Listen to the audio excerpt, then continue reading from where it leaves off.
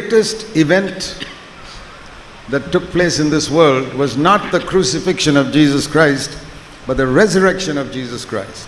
இந்த உலகத்திலே நடந்த மிகப்பெரிய சம்பவம் இயேசு கிறிஸ்துவின் சிலுவை மரணம் அல்ல, ஆனால் அவர் மரித்தோர்ந்து உயிரோடு எழுந்தாரே அதுதான். Because crucifixion, there were some thieves also crucified with him. சிலுவையிலே அடிக்கப்பட்ட அந்த மரணம் என்பது கள்ளர்களுக்குள்ள அடிக்கப்பட்டார்கள். But resurrection, ஆனால் உயிர்த்தெழுதல். so we believe in our heart God raised him from the dead. ஆகவே மரித்தோரிலிருந்து தேவன் இயேசுவை உயிரோடு எழுப்பினார் என்று நாம் இருதயத்திலே விசுவாசிக்கிறோம். That is the proof that he is the Son of God. இதுதான் அவர் தேவகுமாரன் என்பதற்கு அத்தாட்சி. That is the proof that the Christian religion is the only true faith in this world. இந்த முழு உலகத்திலும் கிறிஸ்தவ மார்க்கம் மட்டுமே மெய்யான மார்க்கம் என்பதற்கு இதுவே நிரூபணமாக இருக்கிறது. Not that Jesus taught better things than people in other religions. மற்ற மதங்களில் இருக்கிறவர்கள் போதிப்பதை காட்டிலும் கிறிஸ்து அதிக நல்ல காரியங்களை போதித்தார் என்பது அத்தாட்சி அல்ல. No. இல்லை. Jesus came out of the grave alive. Nobody else has done that. இயேசு கல்லறையிலிருந்து உயிரோடே எழும்பி வந்தார். வேறு யாருமே அதை செய்யவில்லை. So if anybody asks me, why do you believe Christianity is the only true faith? கிறிஸ்தவம் மட்டுமே மெய்யான விசுவாசம் மார்க்கம் என்று ஏன் சொல்கிறீர்கள் என்று யாராவது இடத்திலே கேட்டால், I say it's because Jesus is the only one who rose up from the dead. இயேசு மட்டுமே மரித்தோரிலிருந்து உயிரோடு எழுந்தார் என்று நான் சொல்லுவேன். And also he is the only one who died for my sins. அதோடு அவர் மட்டுமே என்னுடைய பாவங்களுக்காக அவர் மரித்தார். And the proof that he took away all my sins is that he rose up from the dead. அவருடைய பாவங்கள் எல்லாம் எடுத்து போட்டார் என்பதற்கு அத்தாட்சி என்னவென்றால் அவர் மரித்தோரிலிருந்து உயிரோடு எழுந்தார். But it's not enough to believe it in our heart. It says we must confess it with our mouth that Jesus Christ is Lord now. உள்ளத்திலே விசுவாசித்தால் மட்டும் போதாது, நம்முடைய வாயினாலே அறிக்கை செய்ய வேண்டும், இயேசுவே கர்த்தர் என்று. And because in the heart when you believe, verse 10, you get the righteousness of God in your heart. இருதயத்திலே விசுவாசிக்கும் பொழுது அங்கே நீதி உண்டாகிறது என்று 10ஆம் வசனத்திலே வாசிக்கிறோம். But when you confess, that brings salvation. ஆனால் அதையே நாம் அறிக்கை செய்யும் பொழுது அது ரட்சிப்பை கொண்டு வருகிறது. Salvation from all the things that depress us. நம்மை சோர்ந்து போக செய்யக்கூடிய எல்லா காரியங்களிலிருந்தும் நமக்கு ரட்சிப்பு அல்லது விடுதலை. So many believers are discouraged and gloomy and anxious and worried. அநேக விசுவாசிகள் அவர்கள் சோர்ந்து போய் அவர்கள் அதிரியப்பட்டு அவர்கள் மனம் சோர்ந்து காணப்படுகிறார்கள். Even though they believe in their heart, உள்ளத்திலே அவர்கள் விசுவாசித்தாலும் கூட what is missing in their life? அவருடைய வாழ்க்கையிலே எது விடுபட்டு போயிருக்கிறது? They don't confess with their mouth. அவர்கள் தங்கள் வாயினாலே அறிக்கை செய்வதில்லை. So I want to teach all of you ஆகவே உங்கள் எல்லாருக்கும் நான் ஒன்றை சொல்லிக் கொடுக்க to போகிறேன். start confessing with your mouth. உங்களுடைய வாயினாலே அறிக்கை செய்ய நீங்கள் ஆரம்பியுங்கள். Now I'm not teaching the same thing that a lot of Pentecostal people tell you. அநேக பெந்தகோஸ்தே மக்கள் சொல்லக்கூடிய காரியத்தை நான் உங்களுக்கு சொல்ல போவதில்லை. They teach like this. அவர்கள் இப்படி சொல்கிறார்கள். If you are sick, வியாதியா இருந்தால் I pray for you. நான் உங்களுக்காக ஜெபிக்கிறேன். Now you confess I am healed. நான் சுகமாகி விட்டேன் என்று அறிக்கை செய்யுங்கள் பிரதர் என்று சொல்கிறார்கள். If you are not healed, how can you confess you are healed? சுகமாகாமல் எப்படி நான் சுகமாகி விட்டேன் என்று அறிக்கை செய்வது? That's a lie. அது ஒரு பொய். And a lot of preachers are telling believers to tell lies. அநேக பிரசங்கியார்கள் விசுவாசிகளை பொய் சொல்லும்படியாக சொல்கிறார்கள். There was a man who was blind whom Jesus once touched. You read in Mark chapter 8. Mark 8ஆம் அதிகாரத்திலே குருடனான ஒரு மனுஷனை குறித்து நான் வாசிக்கிறோம். And when Jesus touched his eyes, he couldn't see clearly. இயேசு அவனுடைய கண்களை தொட்ட பொழுது அவன் தெளிவாக பார்க்க முடியவில்லை. He said, I see men and trees in the same way. மரத்தையும் மனிதர்களையும் ஒரே போல தான் எனக்கு தெரிகிறது. What did Jesus tell him? ஏன் இயேசு இடத்துல அப்படி சொன்னான்? What did he say? இயேசு அவன் என்ன சொன்னான்? Jesus didn't tell him, no, confess you're healed. இயேசு அவனிடத்தில் என்ன சொன்னார்? இல்லை நான் சுகமாகி விட்டேன் என்று அறிக்கை செய் என்று சொன்னார். No, how could he say that when he could not see? இல்லை அவன் தெளிவாக பார்க்க முடியாமல் இருக்கும் பொழுது எப்படி அவன் அப்படி அறிக்கை செய்ய முடியும்? I want to tell you something. There Jesus taught us, you do not have to confess that you're healed when you're not healed. ஆகவே நீ குணமாகாமல் இருக்கும் பொழுது குணமாகி விட்டேன் என்று அறிக்கை செய்ய தேவையில்லை என்பதை இந்த பகுதியிலிருந்து இயேசு நமக்கு போதிக்கிறார். That is a Pentecostal deception that so many believers are fooled by. அநேக விசுவாசிகள் இந்த பெந்தெகோஸ்தே வஞ்சனையினால ஏமாற்றப்பட்டிருக்கிறார்கள். Don't tell a lie. பொய் சொல்ல வேண்டாம். God never wants you to tell a lie. நாம் பொய் சொல்ல முடியாது, தேவன் விரும்புகிறதே இல்லை. If your eyes are not clear and you see men like trees, say I see men like trees. நடக்கிற மனுஷர்களை மரங்களைப் போல காண்கிறேன் என்று உங்களுடைய கண்கள் தெளிவில்லாத இருக்கும் பொழுது அதை அப்படியே சொல்லுங்கள். If the pain is not gone after prayer, say it has not gone. ஜெபித்த பிறகும் வலி அங்கே போகவில்லை என்று சொன்னால் போகவில்லை என்று சொல்லுங்கள். Jesus said, okay, I'll pray for you again. மீண்டுமா இயேசு உனக்கு ஜெபிக்கிறேன் என்று சொன்னார். There he taught us that we never have to confess we are healed when we are not healed. நாம் குணமாகாத இருக்கும் பொழுது குணமாகி விட்டேன் என்று அறிக்கை செய்ய வேண்டும் என்பது அது சரியல்ல என்று இயேசு நமக்கு போதிக்கிறார். So that is the false confession that's going on in a lot of Christian circles. இன்றைக்கு அநேக கிறிஸ்தவ வட்டாரங்களிலே இது தவறான பொய்யான ஒரு கிறிஸ்தவ அறிக்கையா இருக்கிறது. The true confession is when we confess what God says. தேவன் என்ன சொல்கிறாரோ அதை நாம் அறிக்கையிடும் பொழுது தான் அது மெய்யான அறிக்கையிடுதலாய் மாறுகிறது. Not what some preacher tells us to say. ஏதோ ஒரு பிரசங்கியார் சொல்லுகிறபடினாலே அதை நாம் அறிக்கை செய்வதல்ல. When Jesus was tempted in the wilderness, வனாந்தரத்திலே இயேசு சோதிக்கப்பட்ட பொழுது every time he drove the devil away by confessing the word of God. ஒவ்வொரு முறையும் தேவனுடைய வார்த்தையை அறிக்கை செய்து பிசாசை விரட்டினார். You see in Matthew chapter 4. மத்தேயு 4ஆம் அதிகாரம். You know this passage. நீங்கள் இந்த பகுதியை அறிந்திருக்கிறீர்கள். But for those who don't know, I must show it to you. உங்களுக்கு தெரியாதவர்களுக்கு நான் இந்த பகுதியை உங்களுக்கு காண்பிக்கிறேன். The devil came to tempt him. பிசாசு இயேசுவை சோதிக்கும்படியாக வருகிறான். He came with the first temptation.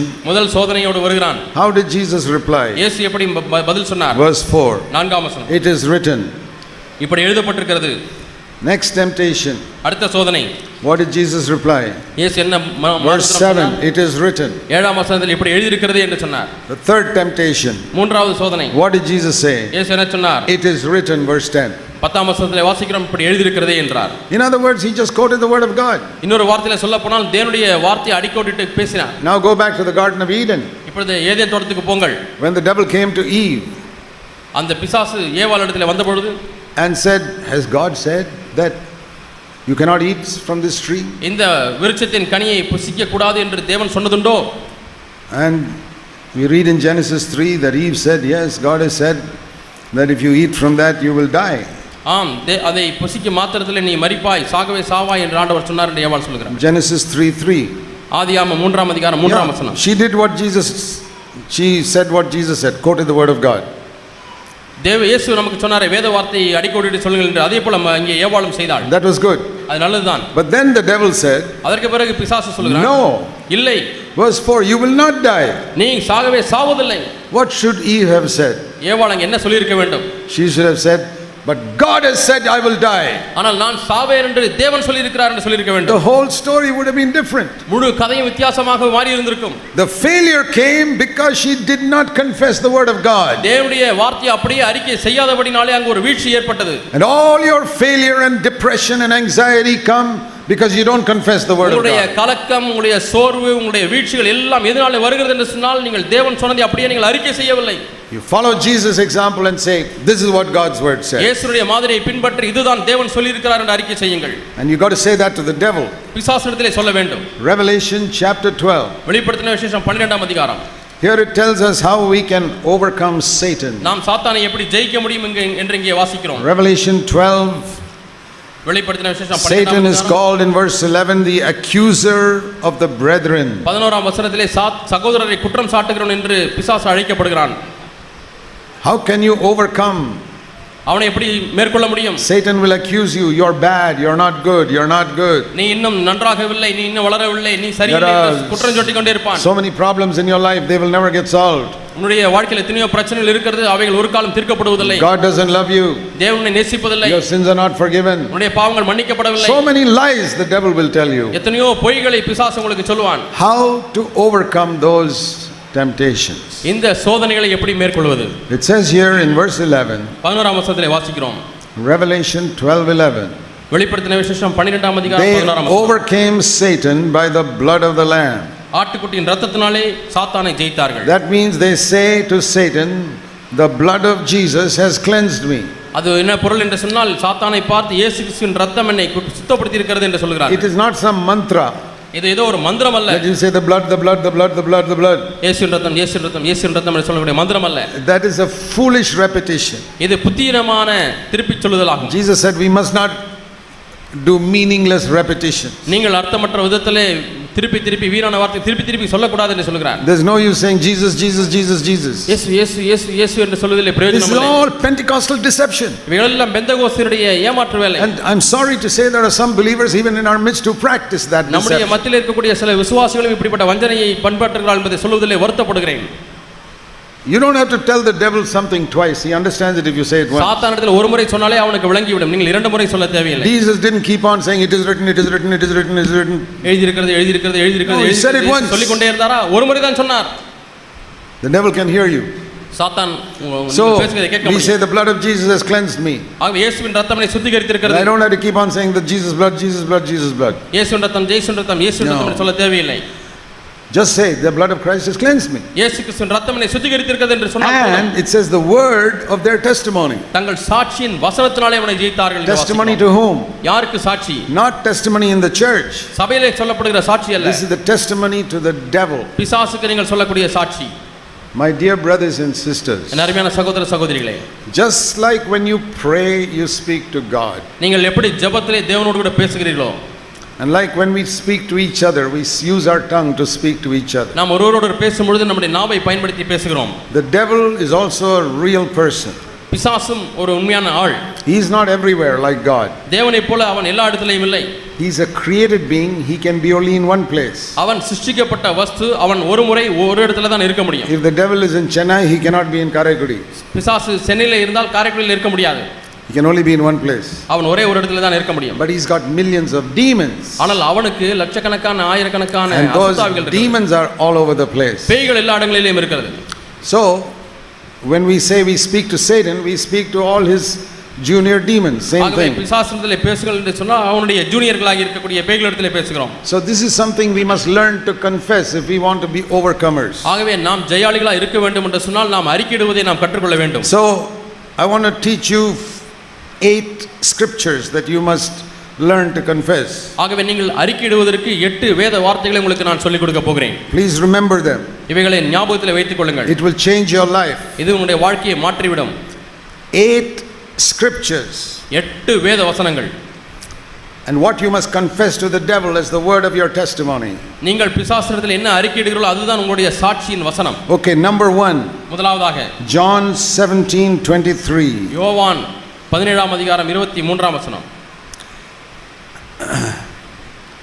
You must believe this and then confess it, not without believing it. நீங்கள் இதை விசுவாசிக்காமல் அறிக்கையிடுவதிலே பிரயோஜனம் இல்லை. முதலாவது விசுவாசித்து அதற்கு பிறகு அறிக்கை செய்ய வேண்டும். You know, like in electricity there are 2 wires. மின்சாரத்தில் 2 கம்பிகள், மின் கம்பிகள் இருக்கிறது. All fans and all of inside that there are 2 wires. இங்கே பார்க்கிறீர்களே மின் விசிறி, மின் விளக்குகள் எல்லாவற்றுக்கும் உள்ளாகவும் 2 கம்பிகள் இருக்கிறது. In a switch, when the 2 wires touch, then the light of the fan runs. அந்த சுவிட்சை போட்டால் இந்த 2 வயர்களும் அது ஒன்றோடு ஒன்று தொடர்பு கொள்கிறது. பிறகு மின் விசிறி சுற்றுகிறது. There are 2 things. 2 காரியங்கள்.